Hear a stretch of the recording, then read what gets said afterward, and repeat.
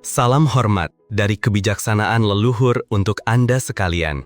Saudara-saudari yang kami hormati, Kisah Tiga Kerajaan, dengan nama asli Kisah Rakyat Tiga Kerajaan, adalah sebuah novel sejarah Tiongkok yang ditulis oleh Luo Guanzhong pada abad ke-14. Kisah ini menceritakan periode kacau zaman Tiga Kerajaan dari tahun 190 hingga 280 Masehi dalam 120 bab. Menggunakan metode 7 bagian fakta dan 3 bagian fiksi berdasarkan data dari catatan Tiga Kerajaan, karya Chen Shou, dan cerita-cerita yang populer di kalangan rakyat, novel ini dianggap sebagai salah satu dari 4 karya sastra klasik agung yang paling terkenal dalam sastra Tiongkok.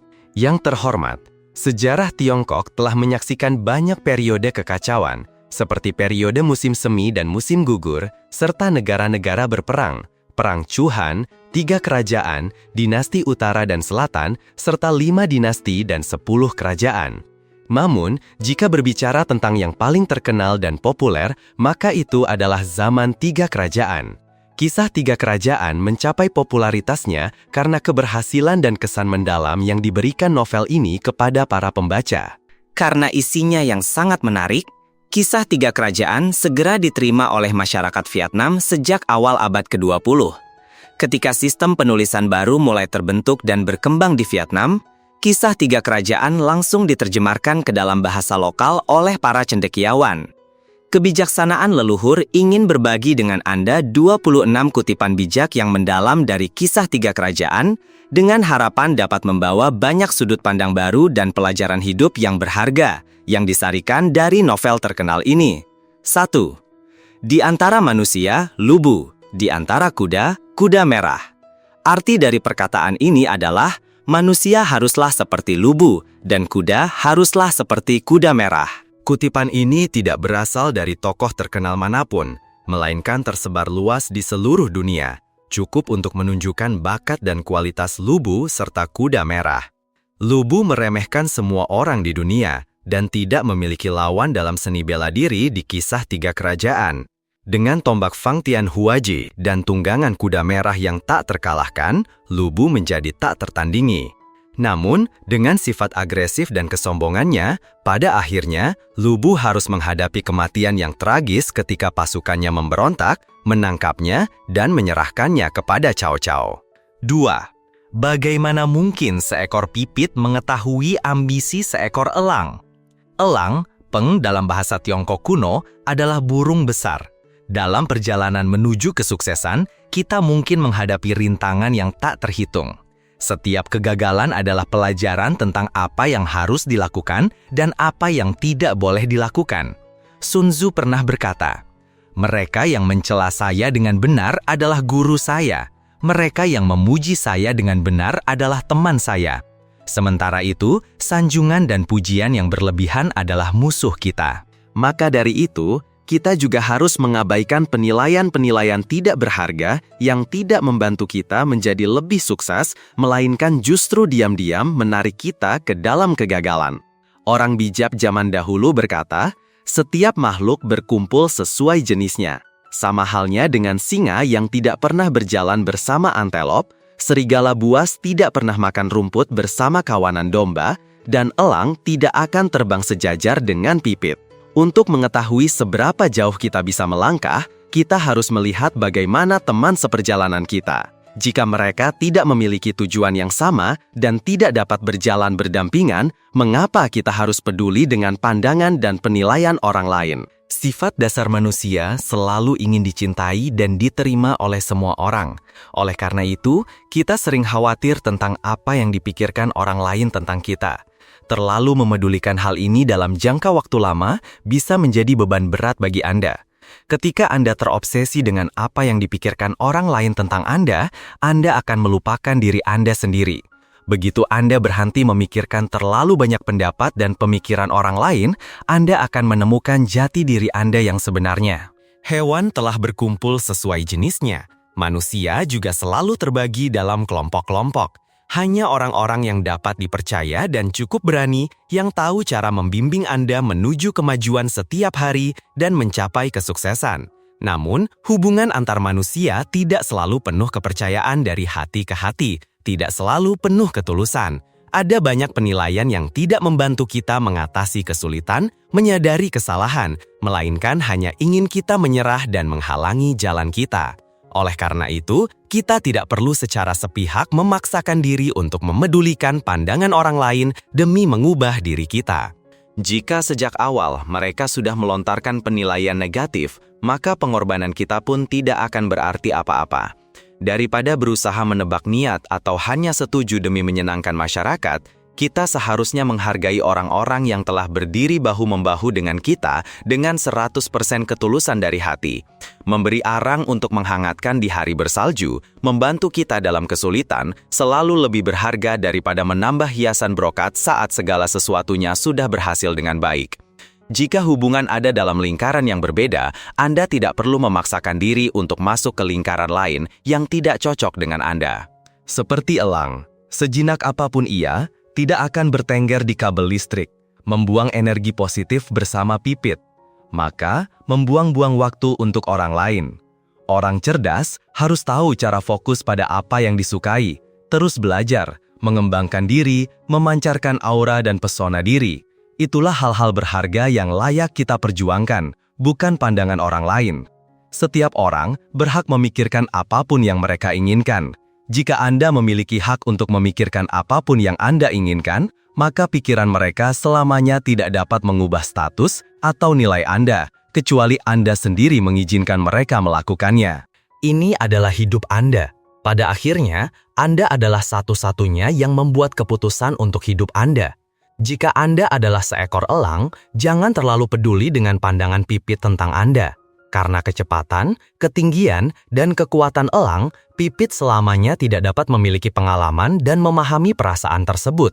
Oleh karena itu, hal terpenting dalam hidup yang dipilih oleh orang cerdas adalah memahami diri sendiri, memahami tujuan dengan jelas, menentukan arah, dan memanfaatkan seluruh kemampuan diri untuk bekerja. Jangan berusaha peduli dengan apa yang orang lain katakan dan pikirkan tentang Anda. Itu tidak menunjukkan apa-apa. Ada kualitas-kualitas yang hanya waktu yang dapat memberikan bukti paling jelas. Setiap orang harus merenung dan memahami perbedaannya, menghadapi perkataan menyedihkan dengan senyum penuh makna, menghadapi perkataan menyedihkan dengan tindakan bijaksana. Jadilah orang yang cerdas dan bijaksana dalam bersikap, dan ingatlah 4 hal. Orang lain menghormati Anda, ingatlah untuk rendah hati. Orang lain memperlakukan Anda dengan tulus, ingatlah untuk menghargai. Orang lain membantu Anda, ingatlah dalam hati. Orang lain mencintai Anda, ingatlah seumur hidup. Kebijaksanaan leluhur ingin berbagi lebih lanjut tentang pelajaran dari elang. Elang memiliki banyak perbedaan dengan burung lain, seperti memiliki 7 prinsip dasar dan menarik, yaitu: Prinsip 1. Elang hanya terbang dengan elang lain atau terbang sendirian, dan mereka memilih terbang di ketinggian yang sangat tinggi, tidak terbang bersama burung nasar, gagak, atau burung lain yang mengganggu jalur terbang burung atau unggas lain seperti angsa atau bebek liar. Mereka mutlak menghindari terbang bersama burung-burung kecil. Karakteristik elang selalu memiliki gaya yang berbeda dari yang lain, karena level elang tidak setara dengan burung lain, dan elang tidak ingin menghalangi jalannya dengan menjauhi mereka. Dalam kehidupan dan bisnis, inilah esensi dari strategi Samudra Biru, seperti yang pernah diungkapkan oleh Bapak pemasaran modern Philip Kotler. Lakukan apa yang belum pernah dilakukan siapapun. Menganalisis ceruk pasar, wilayah kecil, dengan persaingan rendah, seperti sendirian di jalur sendiri, sendirian tanpa mengikuti jejak orang lain. Ini juga selalu mengandung bahaya tersembunyi, dan ketika bahaya datang, hanya diri sendiri yang bisa menyelamatkan diri. Tidak ada yang bisa menyelamatkan karena berada di luar jangkauan dan terisolasi. Prinsip 2. Selain terbang di ketinggian yang tinggi, elang juga memiliki jangkauan pandang yang sangat jauh. Matanya memiliki kemampuan untuk fokus pada mangsa dari jarak 5 km. Begitu ia mendeteksi mangsa dari jauh, bahkan hanya hewan pengerat, ia akan memusatkan perhatian dan fokus mutlak pada mangsa tersebut, kemudian merencanakan pendekatan untuk menangkap mangsa itu. Tidak ada masalah yang dapat menghalangi atau membuat elang mengibah tujuan sampai ia berhasil menangkap mangsa. Faktor inti kesuksesan harus meliputi kemandirian, gairah, fokus tinggi, dan keterampilan profesional. Ucapan harus sejalan dengan perbuatan. Ketika elang melihat mangsa, ia akan mencurahkan seluruh hati dan tenaganya untuk menggerakkan sayap dan kakinya demi mencapai apa yang telah ia pikirkan akan dilakukan. Prinsip 3. Berbeda dengan burung nasar yang sering makan bangkai hewan yang membusuk, elang tidak pernah makan yang sudah mati. Ia hanya suka berburu dan makan mangsa yang masih segar. Prinsip 4. Elang menyukai badai. Ia dianggap sebagai satu-satunya jenis burung yang menyukai badai. Karena ketika awan kelabu datang bersama hujan dan angin, itulah saat elang merasa gembira. Angin dan badai akan memberinya kesempatan untuk terbang lebih tinggi dengan sayapnya sendiri, melampaui awan-awan. Sementara itu, burung-burung lain mencari perlindungan di celah-celah batu dan pangkal pohon. Dengan demikian, kita mengambil pelajaran bahwa latihan membuat sempurna dalam mencapai kesuksesan. Hidup ini 99% ditentukan oleh latihan dan usaha keras diri sendiri. Hanya 1% yang merupakan anugerah Tuhan. Dan jika kita terbiasa dengan badai, kita tidak akan takut pada badai. Namun hati-hati, kita harus tahu siapa diri kita. Jika lemah, jangan berani menghadapi badai. Prinsip 5. Elang adalah makhluk istimewa karena mereka selalu memiliki cara untuk menguji sebelum menaruh kepercayaan pada sesamanya. Pelajaran yang dapat diambil, memilih teman dan menaruh kepercayaan pada seseorang adalah sebuah proses panjang. Sejuta kenalan, berapa banyak yang benar-benar dekat. Saat meninggal, berapa banyak yang mengantar. Teman sejati adalah mereka yang muncul dan berjalan bersama kita di saat-saat tersulit. Mereka yang tahu cara memotivasi sekaligus menunjukkan kesalahan kita. Mereka selalu ada saat kita menghadapi kesulitan. Berikan kepercayaan penuh dan pertahankan orang itu di sisi kita. Mereka adalah pasir-pasir langka yang berharga. Prinsip 6. Untuk mempersiapkan peletakan telur, elang jantan dan betina akan mencari tempat bersarang yang sangat tinggi, di mana tidak ada predator yang dapat menyerang dan merusak sarangnya. Keduanya akan membagi tugas dalam membesarkan dan melindungi anak-anak mereka. Elang betina bertugas bertelur dan melindunginya, sementara elang jantan membangun sarang dan mencari mangsa. Elang jantan akan membawa ranting pohon kering yang kuat untuk diletakkan di celah-celah tebing dan mengumpulkan ranting-ranting yang lebih kecil untuk disusun menjadi sarang. Sebelum melapisi sarang dengan lapisan daun, ia juga memilih ranting kering dan berduri untuk diletakkan di bagian bawah, diikuti dengan lapisan rumput lembut, lalu melepaskan bulu-bulu dari tubuhnya untuk membentuk lapisan yang lebih lembut sebelum menyelesaikan sarang. Untuk mengajari anak-anaknya terbang, induk elang akan melemparkan mereka keluar dari sarang. Anak-anak yang biasanya ketakutan akan segera melompat kembali ke sarang. Induk elang kemudian menyingkirkan lapisan-lapisan lembut di sarang, menyisakan duri-duri telanjang. Lalu, ia terus melemparkan anak-anaknya keluar. Ketika anak-anak elang melompat kembali ke sarangnya, duri-duri tajam menusuk mereka dan melukai, memaksa mereka melompat keluar dari sarang lagi. Setelah menyelesaikan pelajaran itu, induk elang akan mendorong anak-anaknya keluar dari tebing dan ke udara. Ketika mereka berteriak ketakutan, elang jantan akan terbang keluar untuk menangkap mereka kembali sebelum jatuh ke tanah. Pelajaran ini akan terus dipraktikkan sampai anak elang memahami dan mulai mengepakkan sayap untuk terbang. Pelajaran yang dapat diambil, ketika berkeluarga, anak-anak adalah harta yang paling berharga dan tak ternilai. Namun dalam hidup, siapapun dan anak manapun jika tidak pernah jatuh, akan sulit berjalan dengan tegak. Jadi, harus diciptakan kondisi agar anak-anak mandiri. Terlalu menyayangi anak tanpa tahu caranya justru akan membahayakan. Dan seringkali menjelang ajal, kakek nenek atau orang tua tidak dapat menjelaskan mengapa anak mereka tidak pernah tumbuh dewasa dan menyelesaikan misi sebagai ayah atau ibu. Menyayangi anak dengan cara yang ilmiah dan modern berarti harus membiarkan anak mandiri. Di luar negeri, kemandirian anak terlihat ketika mereka sendiri memegang botol susu untuk menyusui, dan orang tua hanya mengamati serta melindungi dari jauh, bukan seperti induk ayam yang mengerami telurnya. Lalu anaknya lahir dan hanya tahu bersembunyi di balik badai, akhirnya hanya bisa mengais sampah tersesat di sekitar perkampungan. Anak melebihi ayah, keluarga diberkahi. Jika beruntung, kita akan bertemu orang baik dalam hidup. Mereka seperti guru yang menunjukkan kelemahan kita. Terkadang mereka membawa kita pergi, meninggalkan kita di tengah gurun, lalu menyebutnya sebagai motivasi, menunjukkan kepada kita bagaimana cara bertahan hidup di gurun. Tanpa sadar, kita akan tumbuh dewasa. Mungkin baru setelah separuh hidup kita berkelana, kita menyadari hal ini. Sungguh berharga tak terkira. Prinsip 7. Elang juga sangat tahu cara mempersiapkan diri untuk usia tua. Ketika mereka menjadi tua, tidak lagi gesit seperti dulu, bulu mereka menjadi rapuh dan mereka merasa akan mati, elang akan mencari tempat yang dalam di gua batu.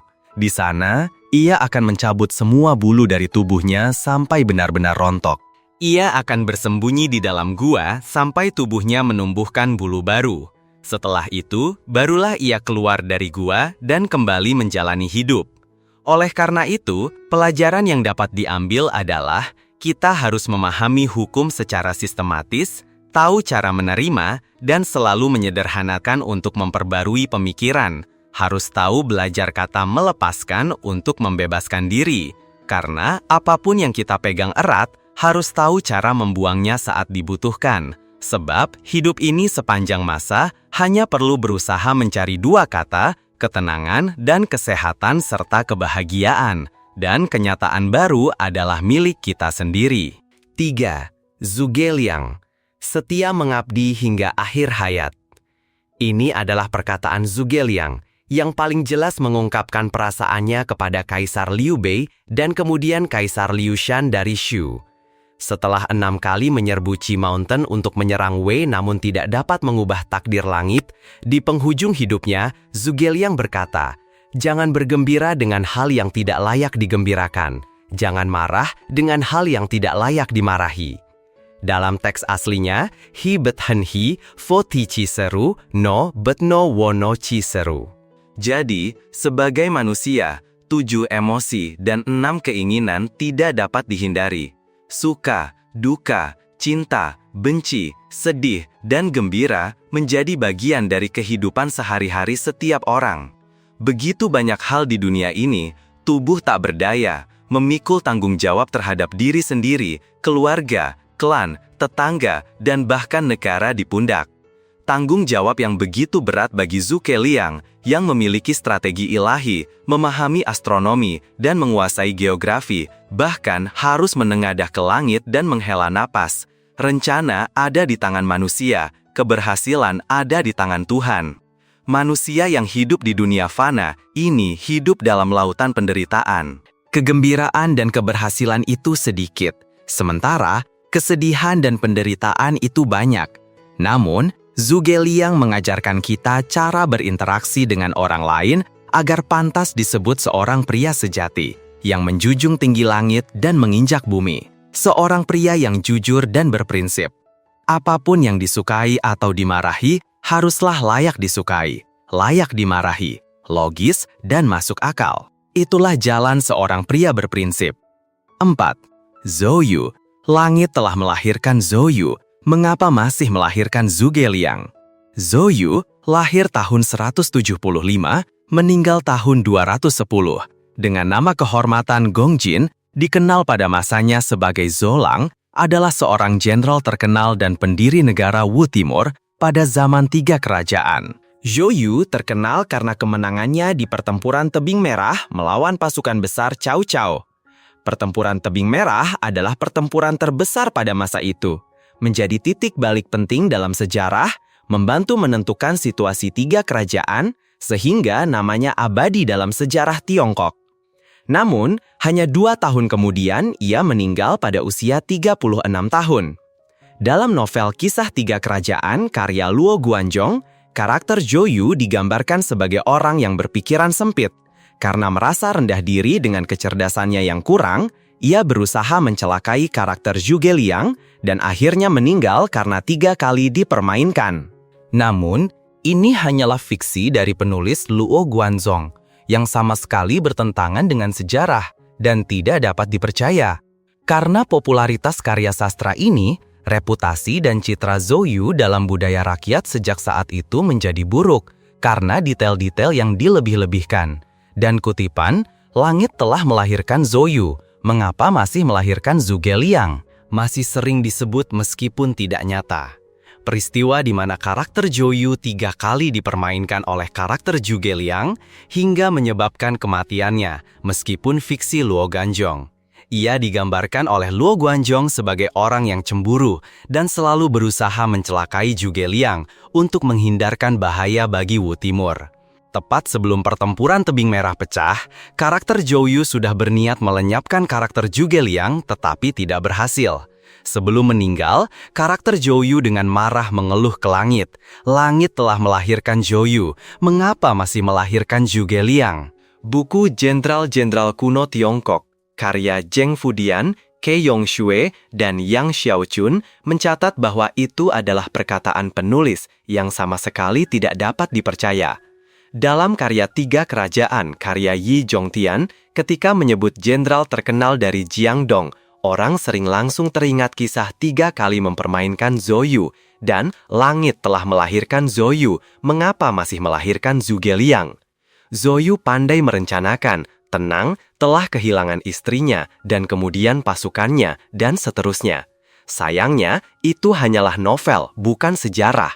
Dalam sejarah, Zhuge Liang tidak pernah mempermainkan Zhou Yu, dan meskipun ia mempermainkannya, itu tidak akan menyebabkan kematian.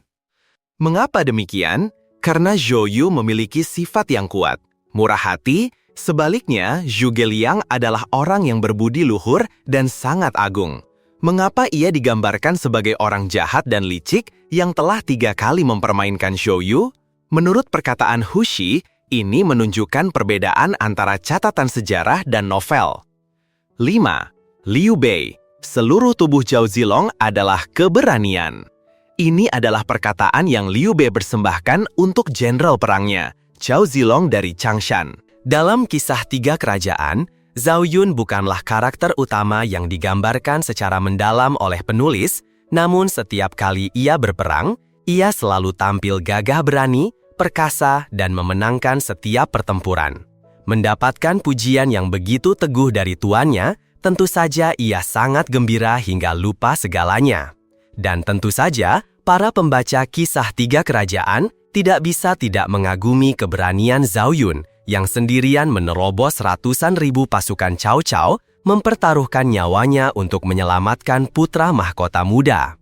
Zhao Yun bersama Guan Yu adalah 2 jenderal militer satu-satunya di zaman 3 kerajaan yang disembah di kuil kaisar dan sastra yang dibangun oleh dinasti Ming dan Qing. Di sana disembah para pejabat sipil dan militer yang dinilai paling berbakat dan setia selama berbagai dinasti.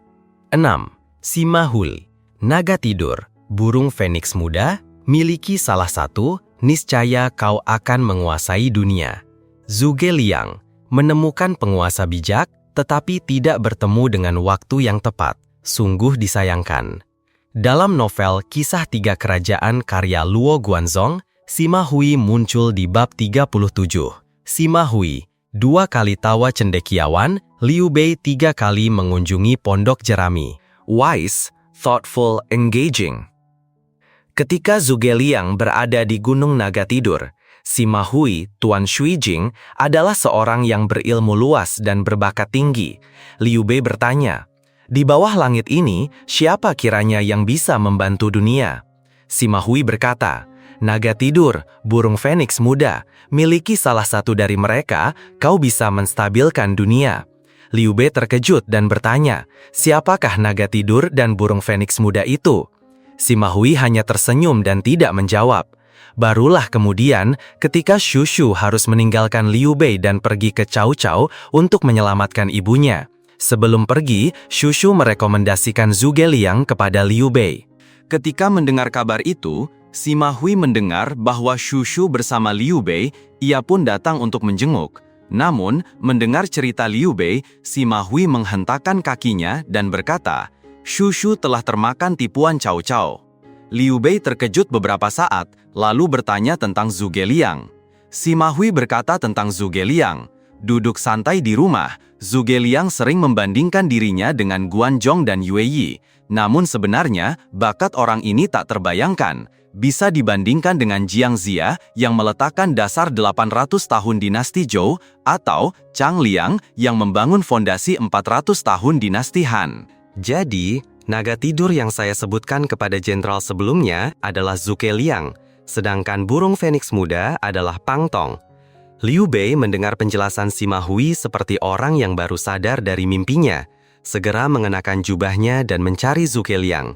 Setelah berkata demikian, Sima Hui kembali ke gerbang, menghela napas sendirian. Zhuge Liang menemukan penguasa bijak, tetapi tidak bertemu dengan waktu yang tepat, sungguh disayangkan. Ini adalah perkataan. Zhuge Liang membantu Liu Bei untuk menghidupkan kembali dinasti Han, mendirikan negara Shu Han. Namun, misinya untuk menyatukan dataran tengah tidak terwujud. Meskipun memiliki naga tidur dan burung Phoenix muda, ia harus meninggal dengan penyesalan.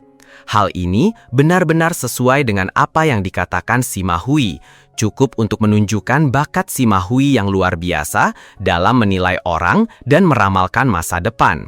Benar sekali dengan pepatah, waktu yang tepat, tempat yang menguntungkan, dan harmoni manusia.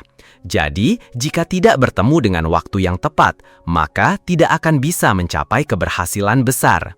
7. Sun Ce. Urusan internal yang tidak beres, tanyalah Zhang Zhao. Urusan eksternal yang tidak beres, tanyalah Zhou Yu. Ini adalah kata-kata terakhir Sun Ce menjelang kematiannya kepada adik kandungnya, Sun Quan, yang kemudian menjadi Raja Wu. Sun Quan memikul tanggung jawab besar, memerintah wilayah Jiangdong yang luas saat ia baru berusia 17 tahun. Sun Ce ketika berkuasa sering dianggap kurang dalam strategi, tetapi melimpah dalam keberanian. Artinya sangat pandai bertarung, tetapi tidak memiliki banyak tipu daya. Namun, ia ternyata memiliki bakat luar biasa dalam menilai orang. Arti perkataan Sun Ce adalah, hal-hal sulit yang tidak bisa kau putuskan, jika itu urusan internal, tanyalah Zhang Zhao. Jika itu urusan militer di luar, kau harus bertanya kepada Zhou Yu. Dan kenyataan telah membuktikan hal itu, ketika Zhang Zhao banyak membantu Sun Quan dalam memerintah Jiangdong. Sementara Zhou Yu membantu pasukan Wu mengalahkan pasukan Wei di bawah Cao Cao dalam pertempuran tebing merah yang terkenal di seluruh dunia. Ia juga berkata kepada Zhang Zhao, jika Sun Quan tidak dapat memikul tanggung jawab besar ini, ambillah alih saja. Jika nanti ada hal yang tidak berjalan lancar, pulanglah dengan tenang ke barat, jangan khawatir. Setelah itu, Sun Ce memanggil Sun Quan, secara pribadi menyerahkan stempel kekuasaan kepada adiknya dan berpesan, dalam memimpin pasukan, mengambil keputusan di antara dua medan perang untuk memperebutkan dunia, kau tidak sebaik aku. Namun, dalam menggunakan orang-orang berbakat agar mereka sepenuh hati menjaga negeri, aku tidak sebaik kau. Kata-kata terakhir Sun Ce seolah-olah sepenuhnya mempercayakan tugas besar kepada Zhang Zhao, namun sebenarnya itu adalah caranya untuk meyakinkan orang bijak ini agar terus membantu adiknya membangun negara. Hal itu menunjukkan kedalaman dan kebijaksanaan pemimpin besar ini. 8. Kau. Melakukan anak haruslah seperti Sun Quan. Sungguh sulit dipercaya bahwa perkataan ini keluar dari mulut Kau. Kutipan ini menyiratkan pujian kepada putranya, Sun Quan, nama kehormatannya Zhongmo. Sun Quan sejak kecil sudah terkenal dengan bakatnya yang tidak menunggu usia. Pada usia 9 tahun, dengan bakat persuasifnya, ia sendirian menebus jenazah ayahnya dari tangan Liu Biao. Tidak hanya berhasil meyakinkan Liu Biao untuk mengembalikan jenazah ayahnya Sun Jian, tetapi juga berhasil berdamai dengan Liu Biao, melindungi kekuatan Jiangnan dari konflik dengan Jingzhou. Sejak muda, Sun Quan dengan cepat menunjukkan kecerdasan, bakat strategi, dan pandangan jauh ke depan sebagai seorang pemimpin yang luar biasa. Sun Quan pada usia 17 tahun meneruskan jejak kakaknya menjadi penguasa tertinggi di Jiangdong. Hal ini menunjukkan kemampuan Cao Cao yang sangat brilian dalam menilai orang, karena Sun Quan, meskipun naik tahta di usia yang sangat muda, tetap kokoh menghadapi berbagai kekuatan dan menjadi lawan terberat bagi Cao Cao dan Liu Bei. 9. Cao Cao, pahlawan di bawah langit, hanyalah Anda dan saya Cao Cao. Ini adalah perkataan klasik Cao Cao saat ia dan Liu Bei minum anggur dan membahas pahlawan. Orang-orang di kemudian hari berpendapat bahwa dari semua perkataan yang pernah diucapkan Cao Cao, kutipan ini adalah yang paling mendalam. Kemampuan Cao Cao dalam menilai orang telah terbukti sangat tepat karena ia melihat ambisi Liu Bei sejak awal karirnya serta memahami ambisi tersembunyi Sima Yi. Benar-benar tidak ada yang bisa luput dari pandangan Cao Cao. 10. Cao Cao, kegagalan itu adalah hal yang baik. Setelah kegagalan dalam pertempuran Tebing Merah, di tengah pemandangan kehancuran, pasukan yang menangis dan kelelahan, Cao Cao memerintahkan genderang dipukul dan gong dibunyikan untuk melatih semangat dan sikap seorang jenderal, keberanian seorang komandan perang. Pidato Cao Cao secara luar biasa membangkitkan semangat dan semangat juang para jenderal dan prajuritnya. Cao Cao memang pantas disebut sebagai ahli militer yang ulung. Seorang jenderal bagaikan seorang dokter. Dokter yang menyembuhkan banyak orang, maka ilmunya makin tinggi. Atau, dari sudut pandang lain, seorang dokter yang telah menghadapi banyak kasus, bahkan yang berakhir dengan kematian, akan mendapatkan pengalaman berharga yang meningkatkan kemahirannya. Seorang jenderal, jika tidak melewati beberapa ujian, bagaimana ia bisa tahu cara meraih kemenangan? Di dunia ini, belum pernah ada seorang jenderal pun yang 100 kali bertempur, 100 kali menang. Hanya ada orang yang kalah tapi tidak menyerah. Semakin kalah, semakin berani, hingga akhirnya menjadi pemenang. Mengapa kita dengan 830.000 pasukan yang menaklukkan selatan kalah di hadapan Sun Quan dan Liu Bei dengan 50.000 atau 60.000 pasukan?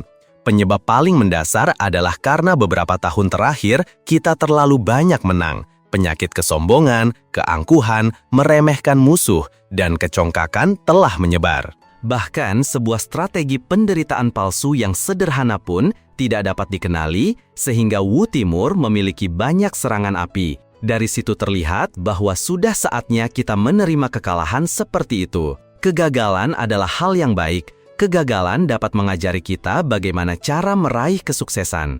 Kegagalan dapat mengajari kita bagaimana cara menang. Kegagalan dapat mengajari kita bagaimana cara menaklukkan dunia. Manusia ingin mencapai hal besar, harus tahu cara memegang dan melepaskan. Begitu juga dalam pertempuran, menerima kemenangan juga harus menerima kekalahan.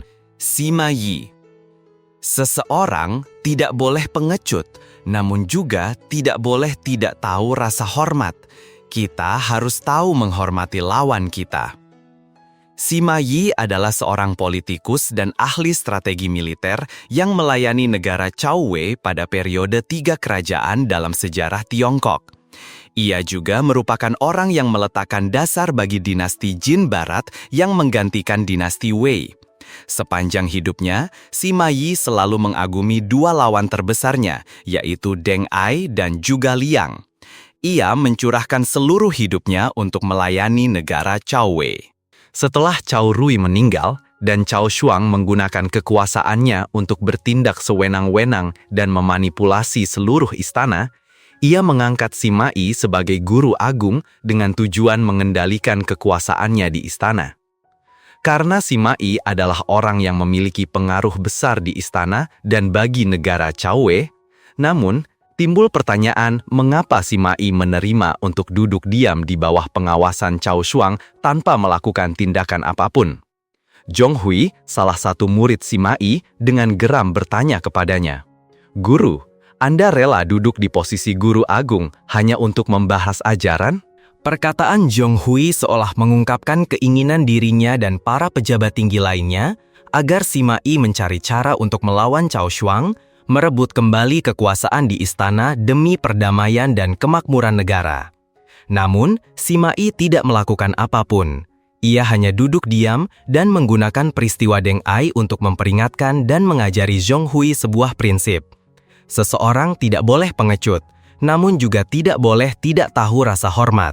Kita harus tahu menghormati lawan kita. Semua ini menunjukkan karakter Sima Yi sebagai orang yang berhati-hati.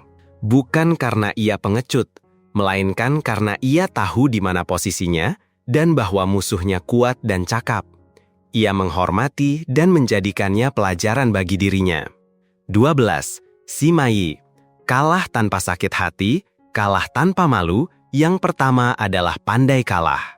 Dalam pertarungan kekuatan dan kecerdasan dengan Zhuge Liang, suatu kali Sima Yi diperdaya oleh Zhuge Liang untuk mengirim pasukan merebut persediaan makanan. Meskipun saat itu pasukan Wei jumlahnya beberapa kali lipat dari pasukan Shu, Sima Yi tidak mengizinkan pasukannya merebut kembali. Para jenderal mendesak.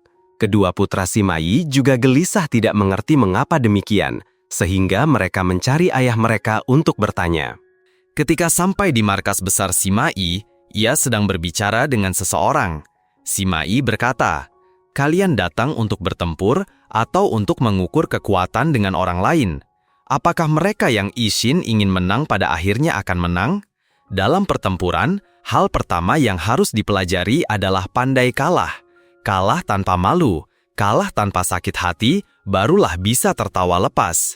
Pada akhirnya, memang benar bahwa di kemudian hari ia sendirilah yang membuktikan perkataannya itu benar, karena ia adalah orang yang meraih kemenangan terakhir di zaman 3 kerajaan dan menyatukan dunia. 13. Liu Bei. Lebih baik mati daripada melakukan hal yang tidak berperi kemanusiaan dan tidak beretika. Berjalan seiring dengan Zhuge Liang dalam perjalanan penaklukan Cao Wei adalah Liu Bei dengan filosofi hidup yang berlawanan dengan Cao Cao. Lebih baik mati daripada melakukan hal yang tidak berperi kemanusiaan dan tidak beretika.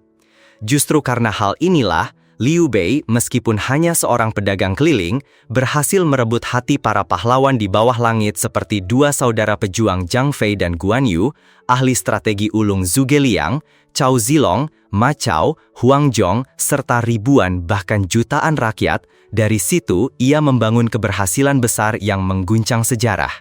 14. Liu Bei. Bakat Perdana Menteri 10 kali lipat dari Cao Pi, pasti akan menstabilkan negara dan mencapai hal-hal besar. Mengenai putraku, jika ia bisa dibantu, bantulah. Jika ia tidak berbakat, gantikan saja. Pada tahun 223 Masehi, dalam kampanye militer melawan Wu Timur, Liu Bei menderita kekalahan telak dan harus mundur ke benteng Baidi. Akhirnya, ia meninggal di sana pada tahun ketiga era Zhang Wu dinasti Shuhan, yaitu tahun 223 Masehi. Pada saat-saat terakhir, ketika ia tidak tahan lagi dengan siksaan mental dan fisik, ia tahu umurnya tidak akan lama lagi, sehingga ia memanggil Zhuge Liang dan berpesan, menitipkan, "Putra mahkota masih muda, bakat Perdana Menteri 10 kali lipat dari Cao Pi, pasti akan menstabilkan negara dan mencapai hal-hal besar. Mengenai putraku, jika ia bisa dibantu, bantulah. Jika ia tidak berbakat, gantikan saja." Zhuge Liang yang mendengarnya sangat terharu hingga meneteskan air mata, segera berlutut dan menjawab, "Hamba pasti akan mencurahkan seluruh kekuatan, kesetiaan, dan pengabdian sepenuh hati untuk membantu Liu Shan hingga akhir hayat." Liu Bei yang mendengar itu kembali mengeluarkan dekret untuk mendidik putra mahkota. Kau dan Perdana Menteri harus bekerja sama dan harus memperlakukan Perdana Menteri seperti ayahmu sendiri. Banyak orang mungkin berpikir bahwa Liu Bei sangat mempercayai Zhuge Liang sehingga ia membuat keputusan berani tersebut. Sebenarnya, Liu Bei sendiri sangat memahami karakter dan mengagumi bakat Zhuge Liang, sehingga ia ingin pejabat tinggi ini mengabdi dengan sepenuh hati untuk membantu putranya. Inilah cara yang jujur dan terang-terangan untuk memberikan tanggung jawab berat kepada Zhuge Liang. Berkat perkataan itu, sejak saat itu, Zhuge Liang dengan teguh dan setia mengabdi hingga akhir hayatnya, tetap bertekad untuk membantu dinasti Liu. 15. Cao Cao. Setelah aku tiada, kalian para istri hendaknya rajin menjahit dan menyulam, lalu menjualnya untuk menafkahi diri sendiri. Cao Cao terkenal sebagai seorang pahlawan licik di masa kekacauan 3 kerajaan. Ia memiliki kelicikan, tipu daya, intrik, dan kekejaman yang lengkap. Namun, kata-kata terakhir Cao Cao menjelang kematiannya sangatlah tenang dan sederhana. Pertama, ia mempercayakan kepada para pejabat tinggi. Aku telah berkuasa di seluruh dunia selama lebih dari 30 tahun. Hampir di mana-mana orang tunduk. Hanya Sun Quan di Jiangdong dan Liu Bei di Shu Barat yang belum bisa dihancurkan. Sekarang, itu bukan lagi urusanku, melainkan urusan anak cucuku nanti. Istri dan selirku memiliki 4 putra. Hanya putra tertua Cao Pi yang jujur dan hormat dapat meneruskan tahta. Kalian para pejabat tinggi harus sepenuh hati mendukungnya. Setelah itu, Cao Cao berkata kepada istri dan selir-selirnya, "Setelah aku tiada, kalian para istri hendaknya rajin menjahit dan menyulam, lalu menjualnya untuk menafkahi diri sendiri." Tidak ada lagi intrik dan tipu muslihat. Tidak ada lagi perhitungan untung rugi. Kata-kata terakhir Cao Cao tidak seperti seorang Raja Wei yang memegang kekuasaan atas negeri, melainkan hanya seorang ayah tua yang menyerahkan urusan setelah kematiannya kepada istri dan anak-anaknya. Setelah ini, untuk pertama kalinya dalam hidupnya sebagai seorang pahlawan licik, orang dapat menyaksikan sisi emosionalnya yang lembut. 16. Sun Quan. Dunia ini bukan hanya milikmu sendiri, melainkan milik semua orang. Kau harus berbagi suka dan duka dengan orang-orang berbakat, serta berjuang bersama rakyat, barulah kekuasaanmu akan bertahan lama. Sun Quan adalah kaisar yang hidup paling lama dalam sejarah zaman 3 kerajaan. Meskipun sepanjang hidupnya, ia adalah seorang yang sangat berbakat dan ulung.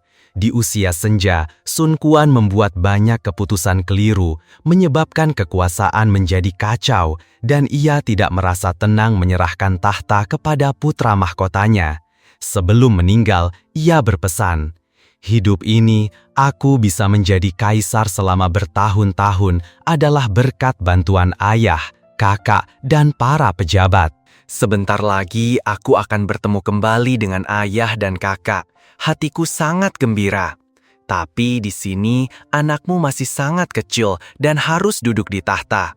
Segala rintangan, kekuatan, dan kelemahan ada di mana-mana. Maka kau harus ingat, dunia ini bukan hanya milikmu sendiri, melainkan milik semua orang. Kau harus berbagi suka dan duka dengan orang-orang berbakat, serta berjuang bersama rakyat. Barulah kekuasaanmu akan bertahan lama." Kata-kata terakhir Sun Quan tidak banyak, tetapi siapapun dapat melihat cinta dan perhatiannya yang tulus terhadap putranya yang saat itu baru berusia 10 tahun. Namun, seperti yang ia khawatirkan, sebelum meninggal dunia, putra mahkota Sun Liang yang naik tahta selama 8 tahun digulingkan oleh pejabat berkuasa dan meninggal pada usia 18 tahun. 17. Zhuge Liang. Jika ada urusan sipil, harus ada persiapan militer. Ini menunjukkan visi seorang politikus dan ahli militer. Kedamaian adalah ketenangan. Ketika ada masalah, baik masalah sipil maupun semua diplomasi, semuanya mengandung maksud dan perhitungan. Konflik yang perlu diselesaikan, jika tidak dapat diselesaikan, maka tindakan militer tidak dapat dihindari. Oleh karena itu, urusan sipil harus diimbangi dengan persiapan militer. Dalam sejarah perang umat manusia, selalu ada prinsip mendahulukan etika, baru kemudian tindakan militer. Dulu juga demikian, berhati-hati tidak akan khawatir, dan jika ada persiapan, tidak akan ada bencana. Konfusius juga berkata, orang yang tidak memikirkan jauh ke depan, pasti akan memiliki masalah di dekat. 18. Zhuge Liang. Jangan mengandalkan bakatmu untuk menjadi sombong kepada orang lain, jangan mengandalkan kasih sayang untuk berbuat sewenang-wenang. Manusia pada umumnya, ketika merasa memiliki bakat yang jauh melebihi orang lain, cenderung tidak menganggap siapapun. Dari perilaku, perkataan, hingga cara berjalan, mereka sombong seolah berada di atas segalanya, ingin setiap perkataan mereka dielu-elukan, congkak, dan mendominasi orang lain. Orang seperti itu, meskipun berbakat, hanyalah orang biasa-biasa saja dan akan berujung pada kegagalan, bahkan kehancuran dan kehilangan seluruh karir. Catatan sejarawan mencatat bahwa Raja Zhou dari Shang cerdas dan bijaksana, melebihi orang lain. Pengetahuannya luas, melampaui rata-rata, kekuatannya luar biasa. Tangan kosong bisa mengalahkan binatang buas, dan argumentasinya tajam melebihi para menteri. Dapat dilihat bahwa Raja Zhao memiliki bakat, kecerdasan, dan kekuatan. Namun ia mengandalkan bakatnya untuk menjadi sombong terhadap para menteri, tidak mendengarkan nasihat, dan berbuat sewenang-wenang, yang berujung pada kematiannya dilutai saat Cao Ge jatuh. Sementara itu, orang-orang yang disayang juga mudah menjadi sombong dan berbuat sewenang-wenang. Hal-hal ini dapat kita lihat banyak terjadi di sekitar kita. Ketika disayang, didukung, mereka mudah mengandalkan kekuasaan, menyalahgunakan wewenang, melanggar prinsip hukum, dan bertentangan dengan kehendak langit. Namun, roda nasib berputar. Ketika pelindung mereka tidak ada lagi, maka orang-orang yang dulu di atas kepala mereka itulah yang akan bangkit dan menjatuhkan mereka. Jangan mengandalkan bakatmu untuk menjadi sombong kepada orang lain. Jangan mengandalkan kasih sayang untuk berbuat sewenang-wenang. 19. Pangde. Jika disebut jenderal pemberani, takkan takut mati. Jika disebut pahlawan perkasa, takkan merusak kehormatan diri demi kelangsungan hidup. Pangde lahir tahun 170, meninggal tahun 219, dengan nama kehormatan Ling Ming, adalah seorang jenderal militer dari Liang Barat yang melayani di bawah Ma Teng, Ma Chao, dan kemudian menjadi jenderal Cao Wei. Ia terkenal karena partisipasinya dalam 2 pertempuran besar di zaman 3 kerajaan, yaitu pertempuran Tongpas pada tahun 211 dan pertempuran melawan Guan Yu di Fan Castle pada tahun 219.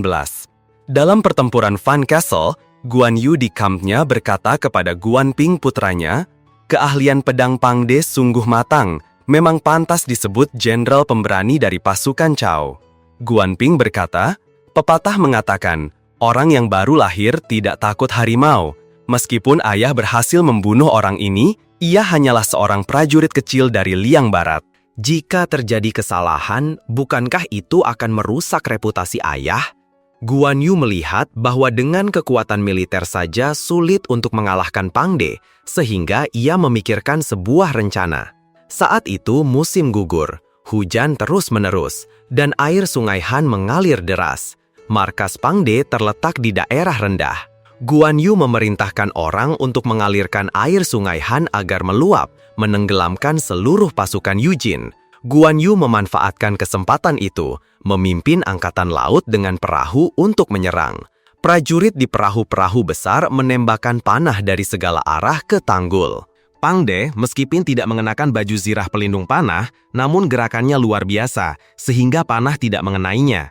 Di bawah tekanan serangan sengit dari Guan Yu, Jenderal Dong Heng dan bawahannya Dong Chao yang ingin menyerah, semuanya dipenggal oleh Pangde. Untuk meningkatkan semangat bertarung, pertempuran berlangsung sangat sengit.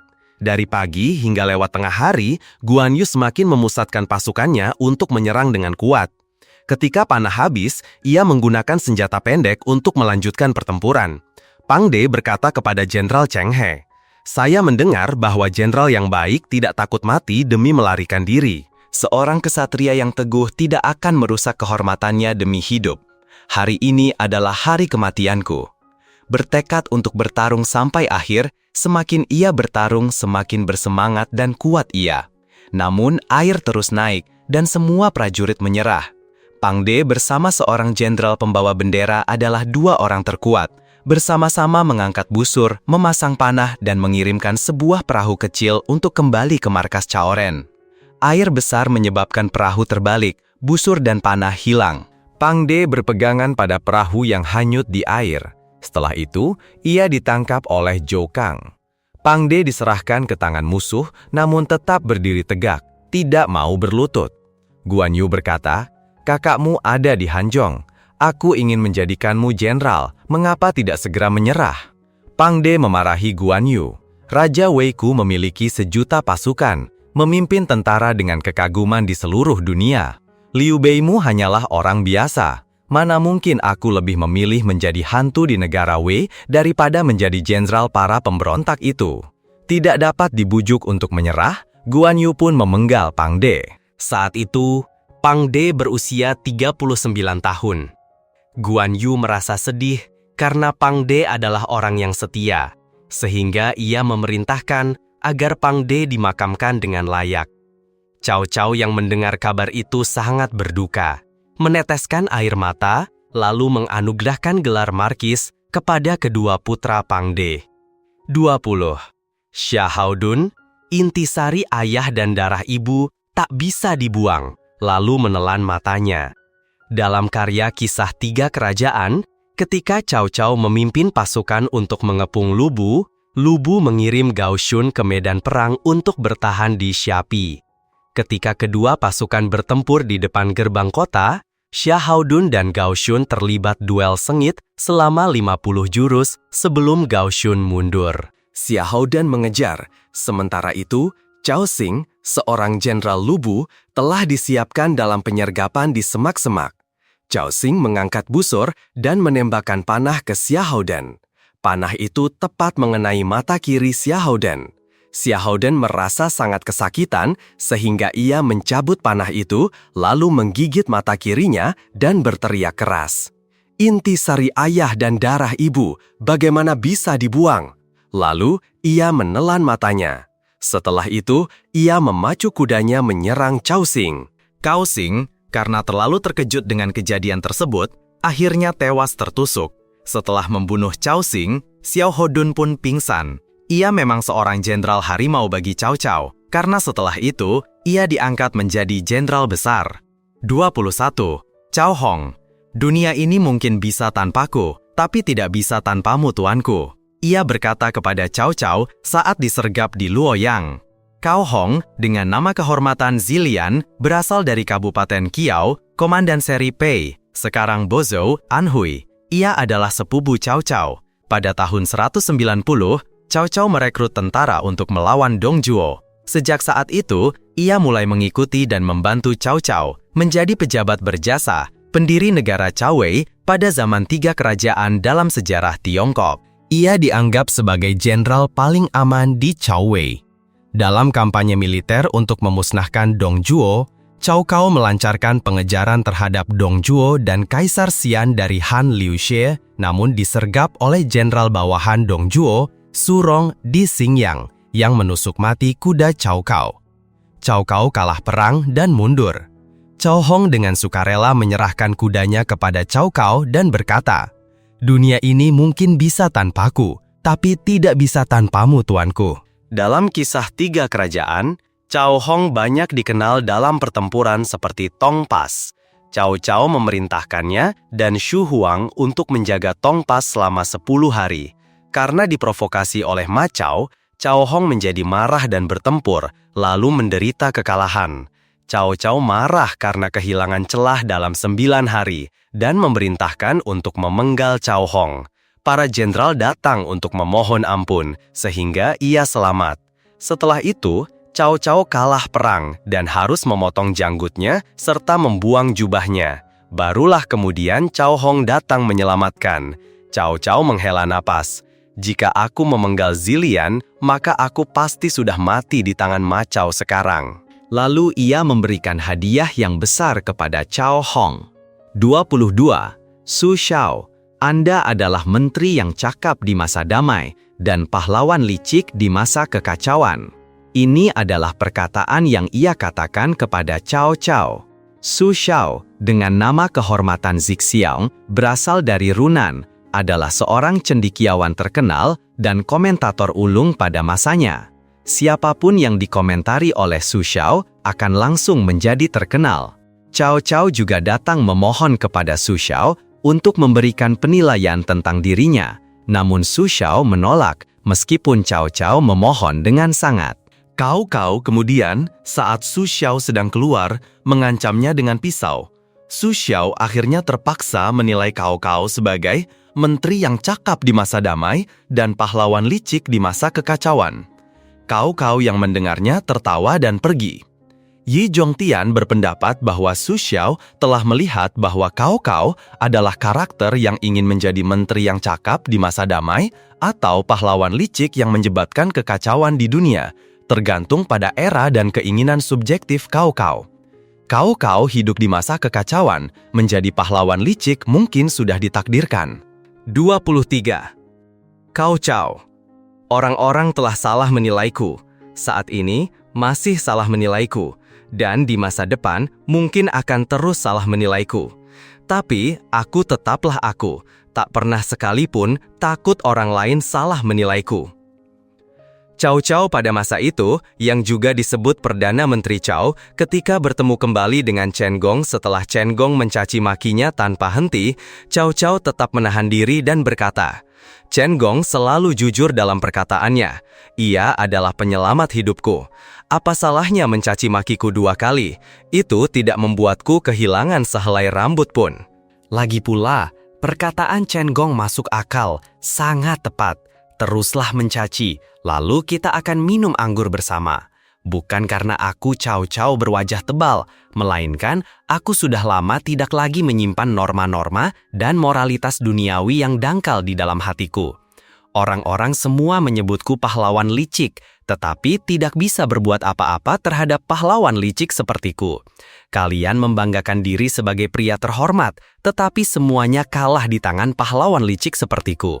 Jika harga menjadi pria terhormat adalah dihina, diinjak-injak, dihancurkan, bahkan dipenjara, maka aku adalah pahlawan licik yang bisa mewujudkan ambisiku. Dari dulu hingga sekarang, licik seperti kesetiaan, tipuan seperti kebenaran, kesetiaan dan kejahatan tidak bisa dilihat dari penampilan luar. Mungkin sebelumnya kalian telah salah menilaiku, Cao Cao. Sekarang juga salah menilaiku. Tapi aku tetaplah aku, tak pernah sekalipun takut orang lain salah menilaiku.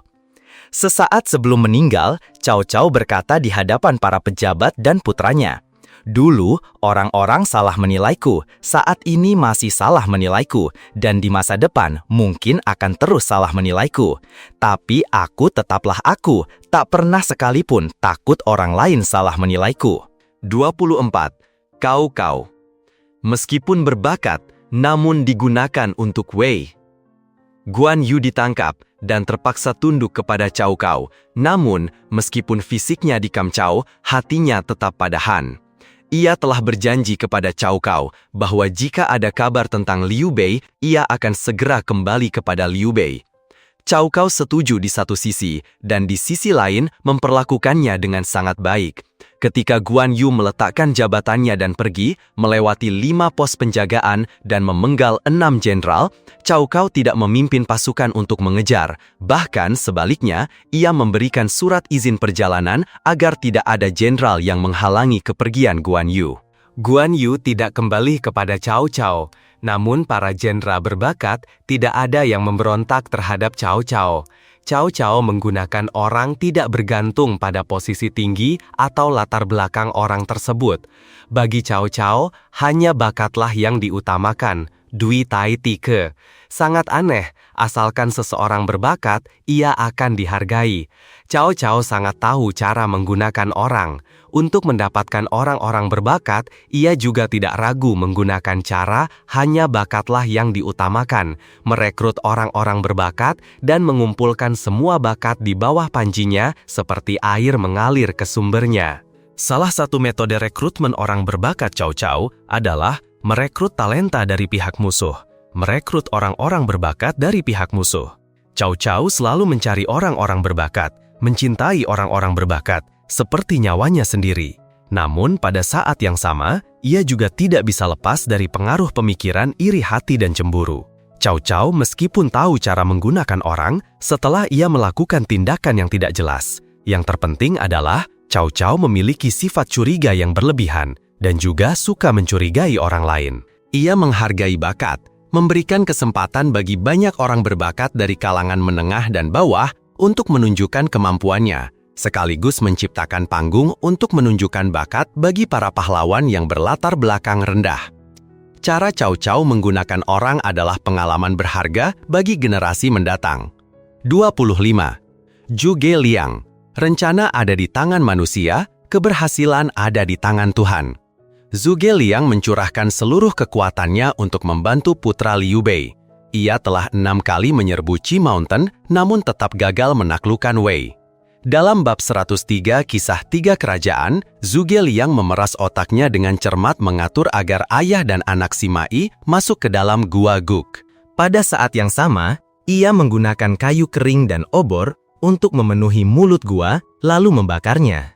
Ayah dan anak Sima Yi bersama pasukannya tidak tahu kemana harus bergerak maju atau mundur. Apalagi api berkobar di mana-mana. Tepat pada saat itu, angin bertiup kencang, hujan turun deras. Api yang membakar di lembah, semuanya padam karena hujan lebat. Ayah dan anak Sima Yi mengambil kesempatan itu untuk menerobos kepungan dan melarikan diri. Pada saat ini, Zhuge Liang hanya bisa menengadah ke langit sambil menghela nafas panjang dan berkata, "Rencana ada di tangan manusia. Keberhasilan ada di tangan Tuhan." Tidak bisa dipaksakan. Kutipan ini juga sangat sesuai dengan pepatah para leluhur kita, waktu yang tepat, tempat yang menguntungkan, dan harmoni manusia. Apapun yang dilakukan, sebaiknya selaras dengan kehendak Tuhan. Terima kasih telah menonton video 26 kutipan bijak dari Kisah Tiga Kerajaan dari kanal Kebijaksanaan Leluhur. Jangan lupa menekan tombol subscribe dan ikon lonceng untuk mendapatkan pembaruan video terbaru dari kami.